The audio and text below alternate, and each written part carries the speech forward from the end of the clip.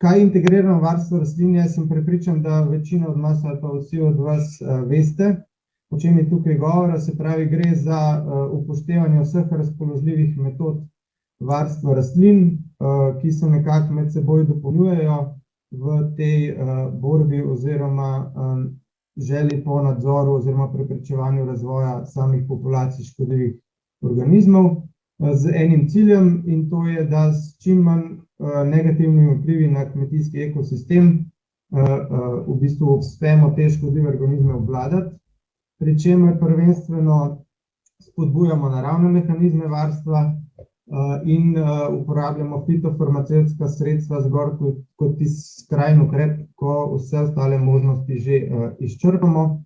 Seveda pa mora biti tudi uporaba fitofarmacevtskih sredstev nekako v skladu z ekonomskimi in ekološkimi normami s ciljem zmanjševanja tveganj za zdravje ljudi in pa za okolje. Integrirano varstvo rastlin je seveda živ proces, ki je stalno podvržen nekim spremembam, vključevanju inovacij, ki so plod raziskovanja in napredka, kar se tiče tehnologij. V teoriji integrirano varstvo rastlin temelji na teh 8 načelih, ki si nekako sledijo, začenši z ukrepi, ki se izvajajo pred samim snovanjem posevka ali pa nasada, potem spremljanja škodljivih organizmov in odločanja za posamezne ukrepe. Prvenstveno seveda tukaj uporabljamo nekemične metode in, kot sem že rekel, skušamo fitofarmacevtska sredstva uporabiti zgolj na tisti najnujnejši ravni. Pri tem pa seveda upoštevamo določena pravila, katera fitofarmacevtska in s katerimi razlogi jih uporabljamo. Trajnostna raba fitofarmacevtskih sredstev oziroma integrirano varstvo rastlin kot orodje, ki sledi temu cilju, je opredeljeno v zakonodaji znotraj pravilnika o integriranem varstvu rastlin, ki je del zakona o fitofarmacevtskih sredstvih. Vsaka država članica Evropske unije je na podlagi evropske direktive bila primorana v nacionalnem akcijskem planu zmanjšanja odvisnosti kmetijstva od rabe fitofarmacevtskih sredstev tudi opredeliti, na kakšen način bo nekako stimulirala vpeljavo teh načel integriranega varstva rastlin v samo kmetijsko pridelavo, kako bo pridelovalce in druge uporabnike stimulirala k tem pristopom, jih informirala, izobraževala in kaj bo na tem področju naredila tudi na ravni samih raziskav. In tako je tudi Slovenija v tem nacionalnem akcijskem planu opredelila, da bo z izvajanjem strokovne naloge, ki je bila dodeljena konkretno našemu oddelku in se izvaja pod vodstvom Uprave za varno hrano, veterinarstvo in rastlin, ki se pravi deluje znotraj Ministrstva za kmetijstvo, gozdarstvo in prehrano, opredelila nekaj nalog, ki se tičejo, se pravi, raziskav in področja izobraževanja z integriranim varstvom rastlin za same pridelovalce.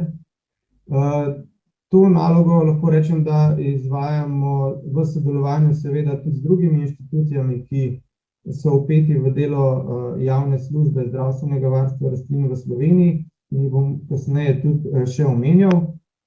Se pravi, skupaj pripravljamo posebne smernice na podlagi teh opredeljenih načel integriranega varstva rastlin za varstvo določenih kmetijskih kultur.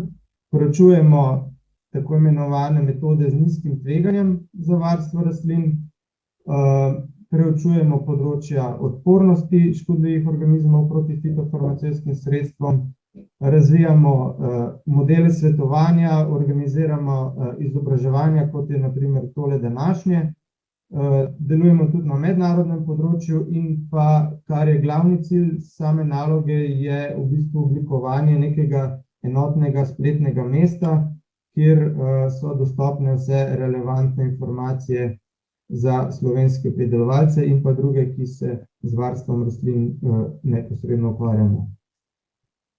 Spletno stran Integrirano varstvo rastlin verjetno večina od vas že pozna oziroma ste jo že kdaj obiskali.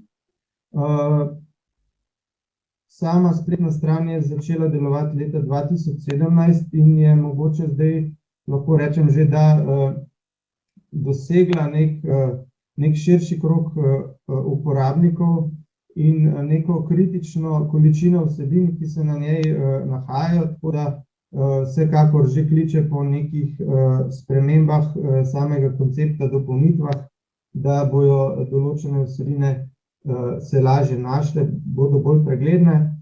V osnovi je sestavljena, se pravi, iz nekih osnovnih podstrani ali zavihkov, pod katerimi najdete številne različne informacije z področja varstva rastlin. Tako da bi si v nekaj naslednjih slajdih dovolil samo spletno stran bolj podrobno predstaviti, ker do zdaj te priložnosti uradno še ni bilo, da bi sama spletna stran bila tudi formalno predstavljena.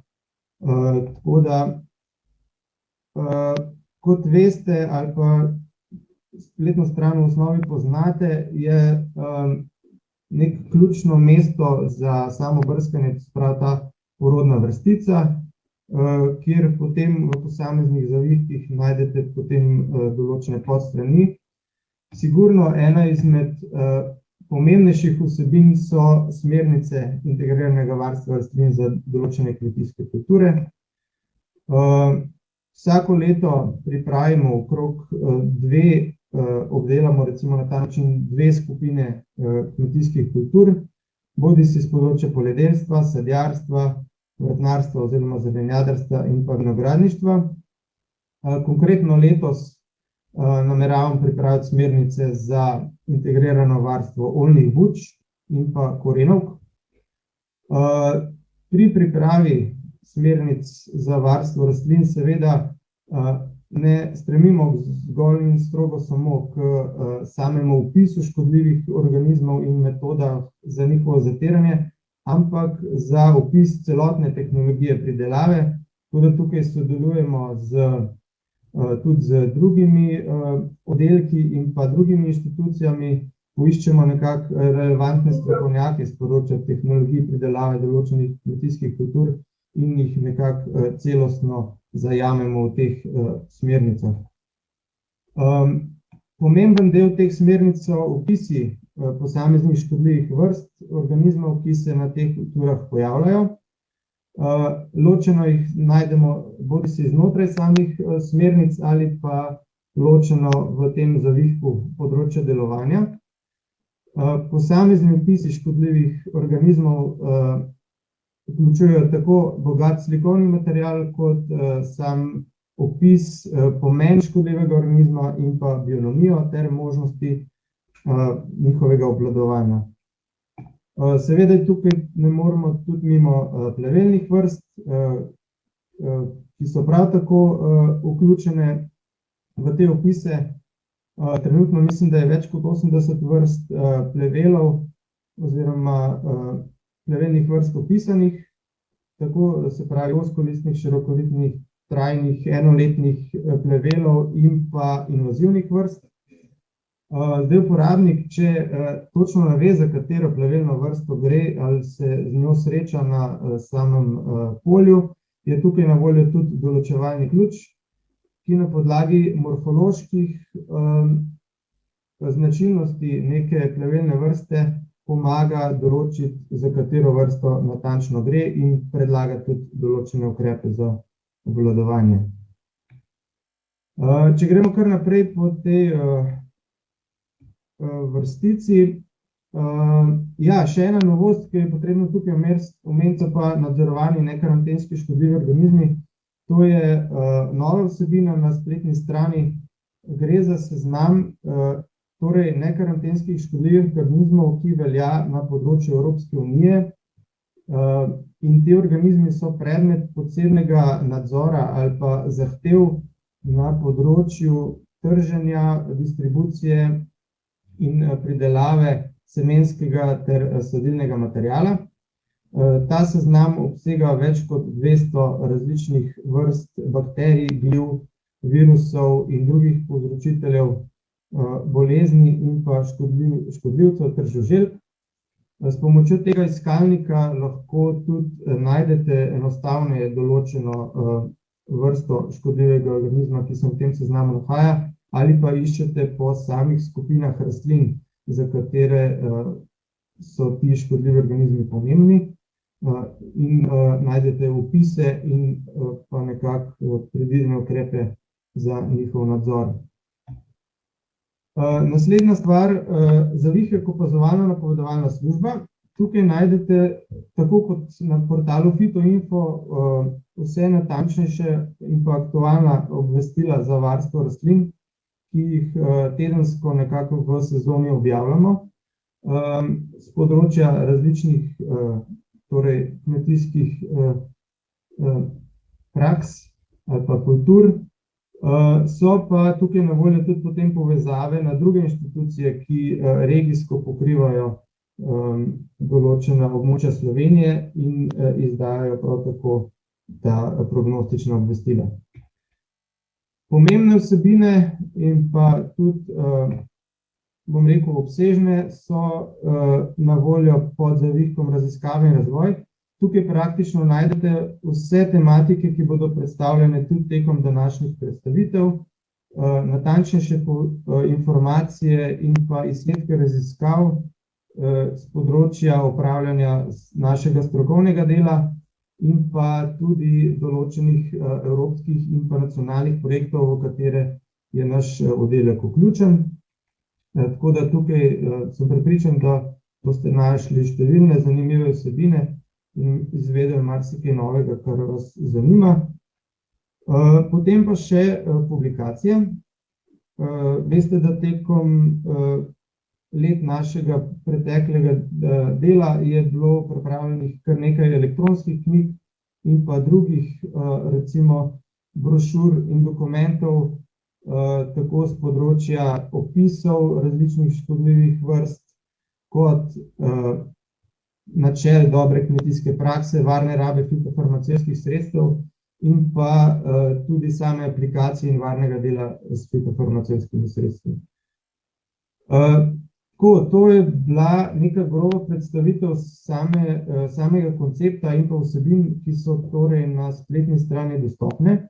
Kot sem že rekel, pri snovanju samih vsebin in načrtovanju in delu na področju strokovne naloge sodelujemo z drugimi inštitucijami, ki delajo na področju varstva rastlin v Sloveniji, kmetijsko-gozdarskimi zavodi in pa Inštitutom za hmeljarstvo in pivovarstvo Slovenije. Trudimo se biti čim bolj ažurni, pripravljati relevantne vsebine, tako kot sem opisal, se pravi smernice, opise določenih škodljivih organizmov, tako tudi karantenskih in pa gospodarskih vrst, pomembnih vrst, objavljati čim bolj ažurno izsledke raziskav, strokovnih nalog, evropskih in pa CRP projektov. Trudimo se biti čim bolj prepoznavni in torej aktivni tudi na družbenih omrežjih od letošnjega leta naprej. Vemo, da so ta omrežja praktično danes en pomemben vir informacije, pa če ne drugega uporabnika, saj opozorijo na neke novosti. Tako da vas vse skupaj vabim, da nam sledite na teh družbenih omrežjih in na ta način ostanete čim bolj seznanjeni z vsemi novostmi, ki jih bomo tekom sezone objavljali na spletni strani. Tudi tale današnji seminar, ki smo ga prvič organizirali in pripravili skupaj s sodelavci, računamo, da bo postal nekako tradicionalen. Predstavljamo si, da bo pred vsako sezono na tak in podoben način predstavili določene izsledke iz našega dela v preteklem letu in vas prav tako opozorili na določene novosti. Tako da vabljeni, da nas spremljate in k obisku naše spletne strani. Seveda smo pa vedno odprti za vaša mnenja, predloge, ki nam jih lahko sugerirate.